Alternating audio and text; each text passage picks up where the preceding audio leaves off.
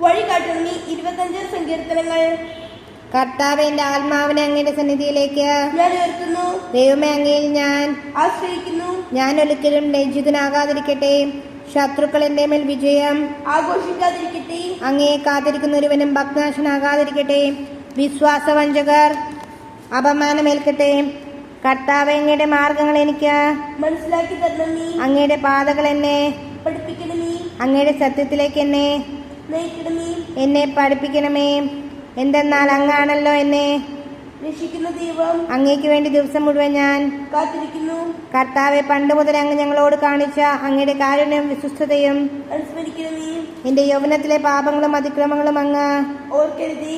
കർത്താവെ, അങ്ങയുടെ അചഞ്ചല സ്നേഹത്തിനനുസൃതമായി കരുണാപൂർവം എന്നെ അനുസ്മരിക്കണമേ. കർത്താവ് നല്ലവനും നീതിമാനുമാണ്. പാപികൾക്ക് അവിടുന്ന് നേർവഴി കാട്ടുന്നു. എളിയവരെ അവിടുന്ന് നീതിമാർഗത്തിൽ നയിക്കുന്നു. വിനീതരെ തന്റെ വഴി പഠിപ്പിക്കുന്നു.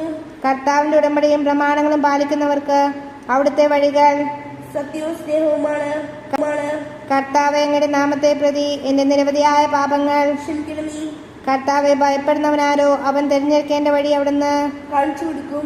അവൻ ഐശ്വര്യത്തിൽ കഴിയും. അവന്റെ മക്കൾ ദേശം അവകാശമാക്കും. കർത്താവിന്റെ സൗഹൃദം അവിടുത്തെ ഭയപ്പെടുന്നവർക്കുള്ളതാണ്. അവിടുന്ന് തന്റെ ഉടമ്പടി അറിയിക്കും. എന്റെ കണ്ണുകൾ സദാ കർത്താവിലേക്ക് അവിടുന്ന് എന്റെ പാദങ്ങളെ വലയിൽ നിന്ന് വിടുവിക്കും. ദയ തോന്നി എന്നെ കടാക്ഷിക്കണമേ. ഞാൻ ഏകാകിയും പീഡിതനുമാണ്. എന്റെ ഹൃദയവതകൾ ശമിപ്പിക്കണമേ.